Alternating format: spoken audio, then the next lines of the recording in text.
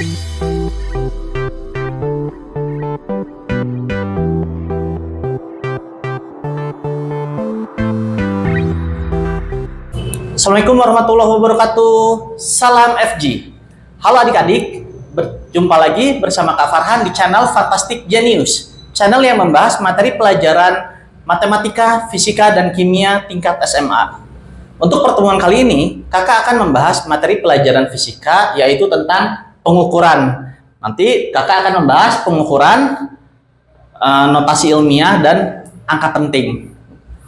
Ya, langsung saja kita ke materinya adik-adik.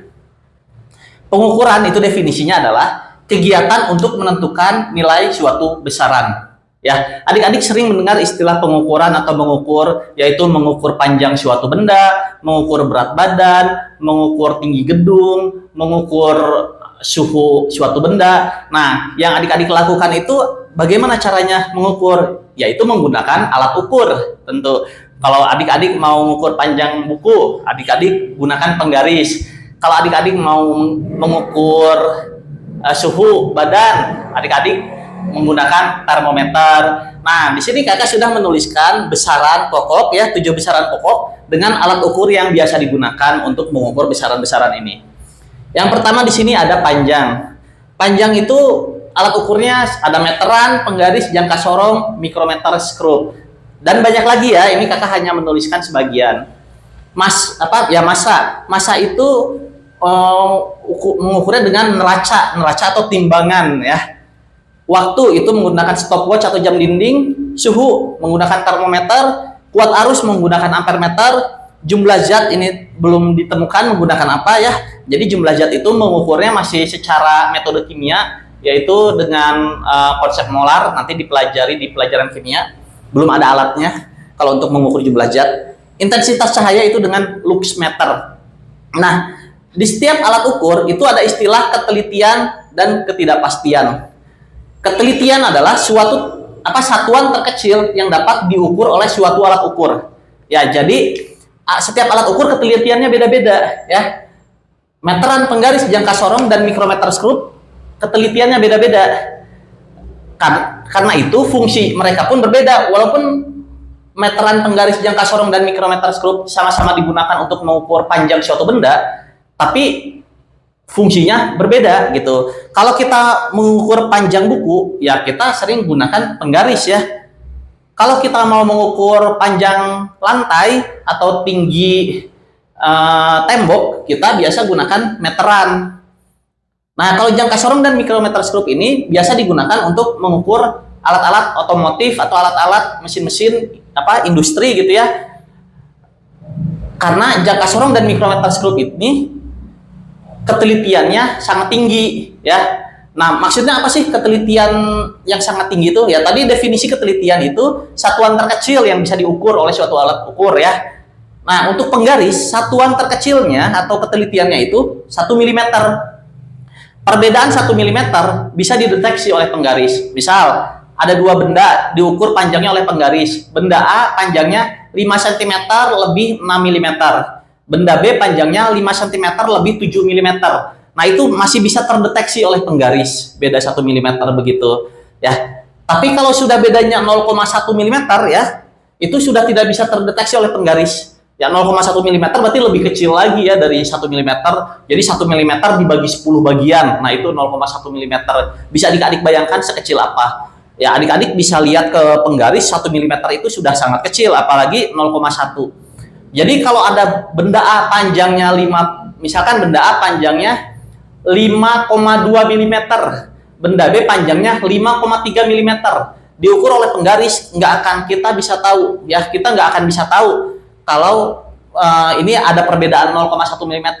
Itu bisa dicek, ya, oleh jangka sorong. Karena jangka sorong itu ketelitiannya 0,1 mm, ya, sangat teliti sekali, ya.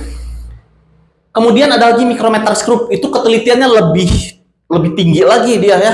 Dia bahkan bisa membedakan yang perbedaannya itu 0,01 mm, ya. Jadi kalau ada benda yang satu panjangnya 5,75 mm, yang satu 5,76 mm, itu oleh jangka sorong sudah tidak bisa terdeteksi. Itu bisa terdeteksinya oleh micrometer screw. Begitu.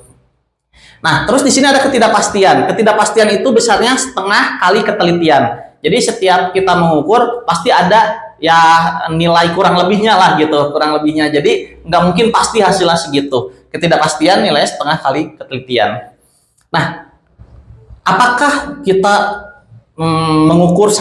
membutuhkan alat ukur yang sampai ketelitiannya setingkat 0,01 mm atau 0,1 mm ini?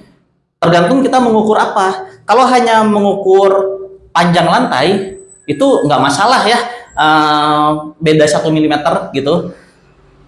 Oh, mengukur panjang dari kamar depan sampai dapur gitu.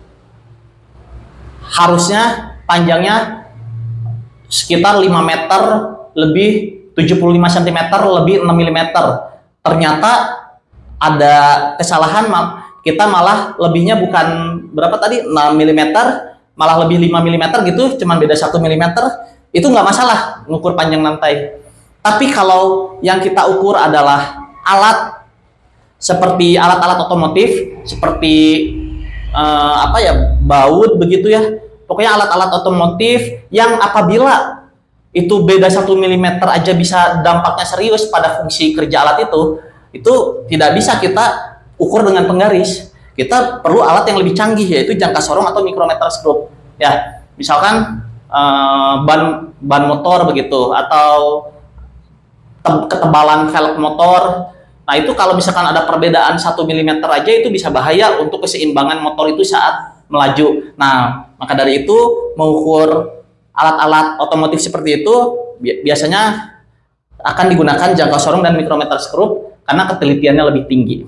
Begitu. Ya, di sini ada contoh hasil pengukuran menggunakan penggaris. Contohnya hasilnya ya, 5,6 cm plus minus 0,5 mm. Nah, 5,6 cm ini hasil pengukuran ya. 5,6 cm ini artinya 5 cm lebih 6 mm gitu ya. Plus minus 0,5 mm ini adalah ketidakpastiannya. Kan tadi ketidakpastian setengah kali ketelitian. Ketelitian penggaris kan 1 mm. Setengah dari 1 mm ya 0,5 mm.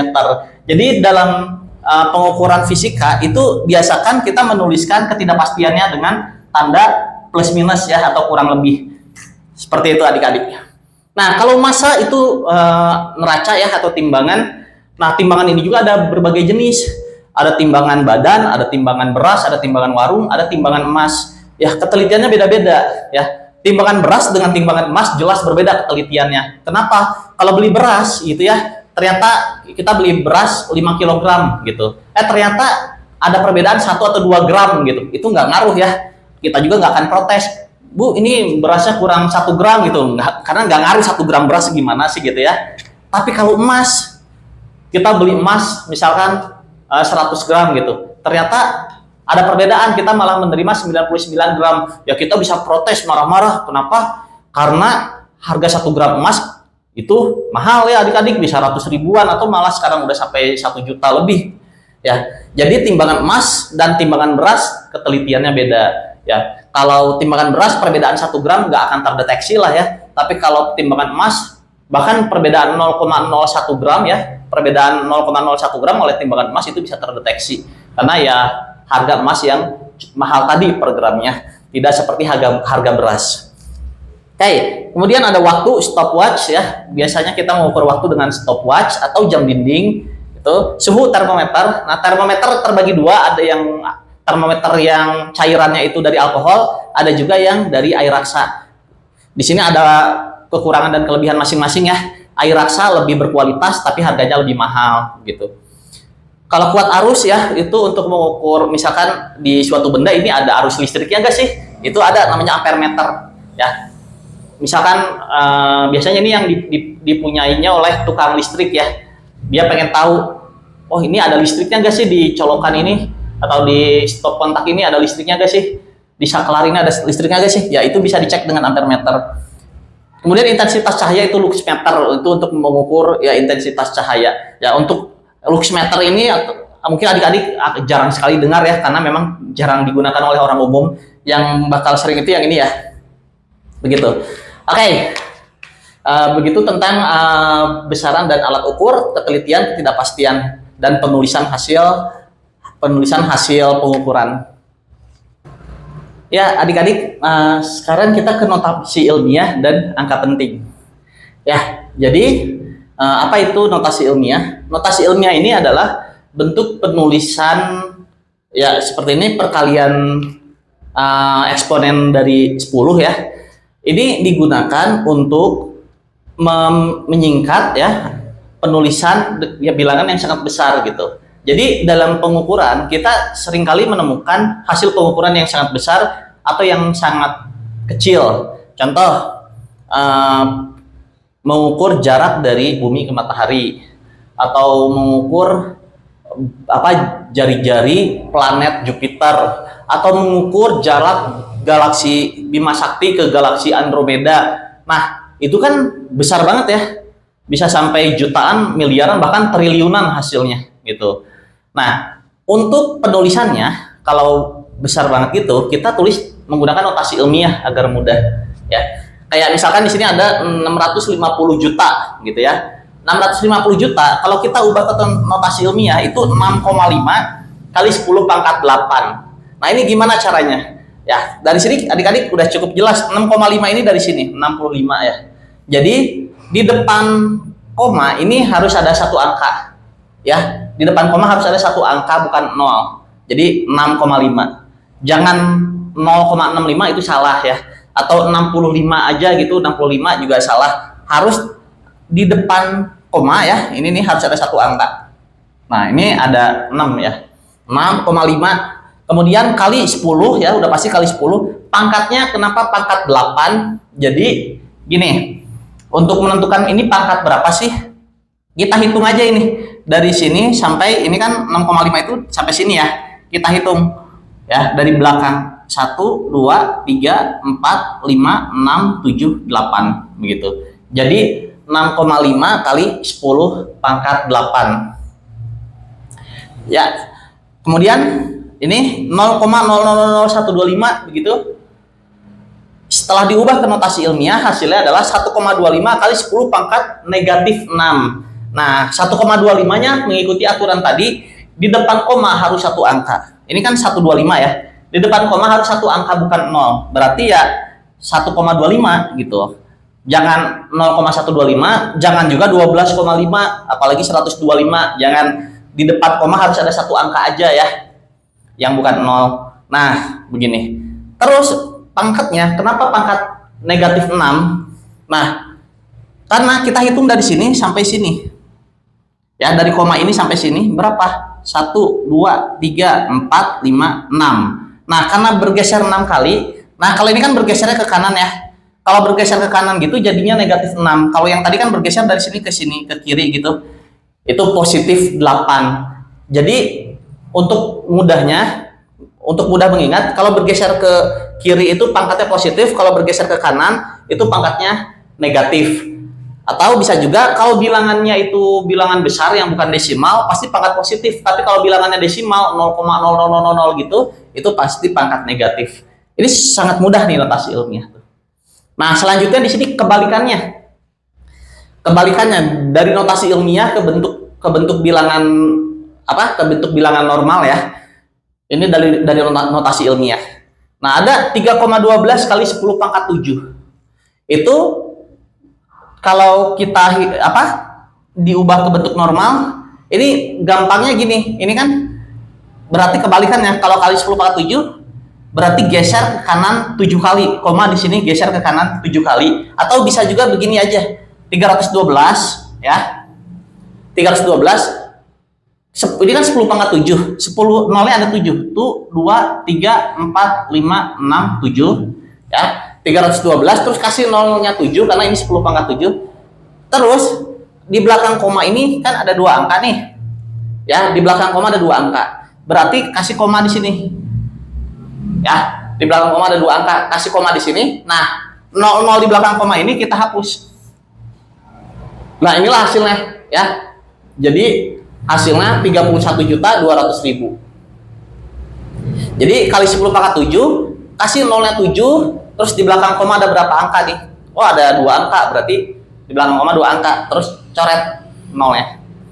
Nah, yang ini 6,8 kali 10 pangkat negatif 9.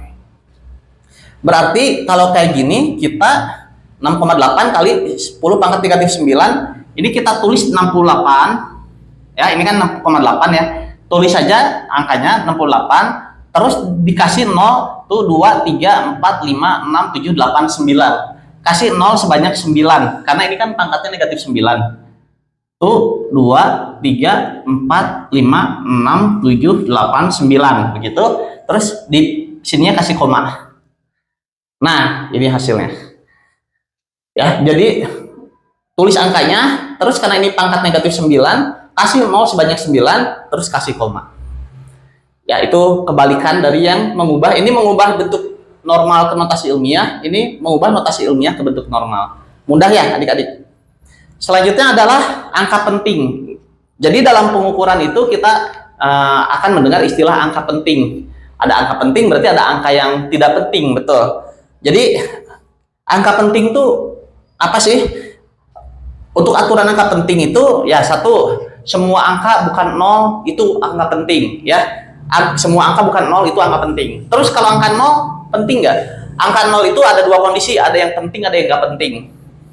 Untuk angka 0 yang penting itu adalah angka yang ada di belakang. Nah, kayak gini nih, contoh ya. Kalau ini nih ada 3 angka penting, 75,6. Ini ada 3 angka penting, semuanya angka penting nih. 7-nya angka penting, 5-nya angka penting, 6-nya angka penting. Kemudian ini 75.600. Ini angka pentingnya ada 5. Semuanya berarti ini angka penting. Oh, berarti 00 ini angka penting. Iya, 00 di belakang begini angka penting. Ya. Terus 75,0. Ini ada 4 angka penting. Berarti ini 4-4-nya angka penting ya. 7 angka penting, 5 angka penting, 6 angka penting, 0 angka penting. Ini 4-4-nya angka penting. Kalau ini kan tadi nggak ada koma. Kalau ini ada koma. Nah, walaupun ada koma, terus 0 ini di belakang koma, dia termasuk angka penting ya. Nah, yang ini lihat. 0,0756. Ini hanya ada 3 angka penting yang kakak garis bawahi. 7 angka penting, 5 angka penting, 6 angka penting. 00 di sini bukan angka penting. Nah ya, 00 di sini bukan angka penting. Jadi 0 itu menjadi tidak penting ketika dia berada di depan begini. Di depan apa? Yang bukan angka 0 gitu. Desimal di depan yang bukan angka 0. Contoh lagi untuk lebih jelas. 0,07052. Di sini ada 4 angka penting. 7, 0, 5, dan 2. Ini angka pentingnya cuma 4. 00 ini bukan angka penting ya, tapi 0 di tengah sini angka penting. Jadi 0 di antara dua bilangan bukan 0 itu angka penting ya. Contoh terakhir 0,00080. Nah, ini 2 angka penting. Cuma 8 sama 0 ini. Sedangkan 0 yang ini nih, semuanya ini bukan angka penting. Dari sini kita bisa ambil kesimpulan kalau angka 0 menjadi tidak penting kalau ada di depan posisinya seperti ini gitu ya. Ada di depan angka bukan 0 ya. Dan ya ini desimal begini. Angka 0 menjadi tidak penting ketika posisinya berada di depan angka bukan 0. Ya. Kayak gini. Nih, ini nggak penting. Ya, mudah ya adik-adik tentang notasi ilmiah dan angka penting. Ya, adik-adik, selanjutnya adalah sesi latihan soal. Oke. Jadi di sini ada soal ya. Ubahlah ke bentuk notasi ilmiah, ubahlah ke bentuk normal, hitunglah jumlah angka penting. Ada 3 soal yang bercabang. Nah, kalau adik-adik merasa sudah bisa, sudah paham dari apa yang tadi kakak jelaskan, adik-adik bisa kerjakan sendiri dulu ya. Setelah itu bandingkan dengan yang kakak. Oke. Langsung kita bahas. Ubahlah ke bentuk notasi ilmiah. Untuk nomor 1 berarti, nah ini berapa nih? 325 kan depannya. Ingat, di depan koma cukup 1 angka aja. Jadi 3,25 ya. 3,25 kali 10 pangkat. Nah, pangkat berapa nih? Kayak tadi kita hitung dari belakang sampai sini ya. Kan dia 3,25. Jadi sampai sini dari belakang. Dia melewati berapa angka kita hitung? 1, 2, 3, 4, 5, 6, 7, 8, 9, 10, 11. Oke. dia melewati 11 angka tuh. Dari paling belakang sampai sini dia melewati 11 angka. Atau bisa juga adik-adik hitung aja angkanya ada berapa dari sini sampai sini. Tuh 2, 3, 4, 5, 6, 7, 8, 9, 10, 11. Berarti pangkatnya pangkat 11. Nomor 2. Ya. Kalau ini 8 aja. 0,008 berarti gimana? Ya udah ini 8 aja ya. 8 kali 10 pangkat berapa? Nah, dari sini hitung sampai paling belakang sini ya, berarti dia melewati berapa angka? Ya dari sini. 1, 2, 3, 4, 5, 6, 7, 8 ya. Dia melalui 8 angka. Tuh 2, 3, 4, 5, 6, 7, 8. Jadi pangkat jangan lupa kalau geser ke kanan negatif ya. Negatif 8. Oke? 8 kali 10 pangkat negatif 8. Nomor 2. Ubah ke bentuk normal. 2,75 kali 10 pangkat 8. Ya, kayak tadi 275-nya kita tulis. Karena ini pangkat 8, 10-nya kasih nolnya 8. Tuh 2, 3, 4, 5, 6, 7, 8. Nah, setelah itu di belakang koma ada berapa angka? Ya, di belakang koma ada 2 angka. Berarti simpan koma sehingga di belakang koma ada 2 angka. Ya di sinilah ya. Belakang koma 2 angka kan. Kemudian 0 di belakang koma nggak punya nilai, kita hapus saja. Begini jadinya. Jadinya 275 juta ya. Nomor 2, 3,6 kali 10 pangkat negatif 10. Ya berarti ini tulis dulu 36-nya, tapi kita tulis di sini ya. Soalnya ini bakal ada 10 apa? Nolnya bakal ada 10 ya. Agak pojokan. Nah, kita tulis dulu 36-nya. Kemudian tulis 0 sebanyak 10. Tuh 2, 3, 4, 5, 6, 7, 8, 9, 10. Wah, mentok. Oke, pas nih 10. Terus kasih koma di sini. Nah, gitu ya. Tuh 2, 3, 4, 5, 6, 7, 8, 9. Ya. Segini. Next, hitunglah jumlah angka pentingnya. Nah, ini angka pentingnya 3 angka penting bukan? Ya, angka penting. Semua angka bukan 0, angka penting. 2, 5 ini angka penting. Terus 0, 0 ini angka penting bukan? Ya, 0 di belakang sini ini angka penting. Ingat, 0 itu menjadi angka tidak penting kalau posisinya di depan ya. Kalau di belakang gini penting. Posisi 0 di belakang, di tengah itu angka penting, tapi 0 di belakang, 0 di depan itu bukan angka penting. Jadi ini angka pentingnya ada 6 angka penting. Ini angka pentingnya ada berapa? 4 ini angka penting. 0, nah 0 di tengah angka penting ya. 5 angka penting. 0 di belakang angka penting. Jadi ini ada 4 angka pentingnya. Ya, 4 angka penting. Next, 0,0012. Nah, 000 ini kan di depan, ya. Di depan ini bukan angka penting berarti. Jadi yang angka penting cuma 1 dan 2 aja. Ya, 0 di depan bukan angka penting. Jadi ini 2 angka penting. Nah, yang ini. Nah, 0 di depan sini nih, yang ini. Ini bukan angka penting ya. Ini bukan angka penting. Yang angka penting berarti ya hanya yang ini. Ya. Ya, ini angka penting, ini bukan nih. 00 ini. Jadi angka pentingnya ada 1, 2, 3, 4, 5. Ini 5 angka penting. Ya, bagaimana adik-adik? Apakah sama hasilnya? Jika sama, selamat adik-adik sudah paham. Jika berbeda, adik-adik bisa pelajari lagi untuk bisa lebih paham. Ya, sekian dari kakak hari ini. Assalamualaikum warahmatullahi wabarakatuh. Salam FG.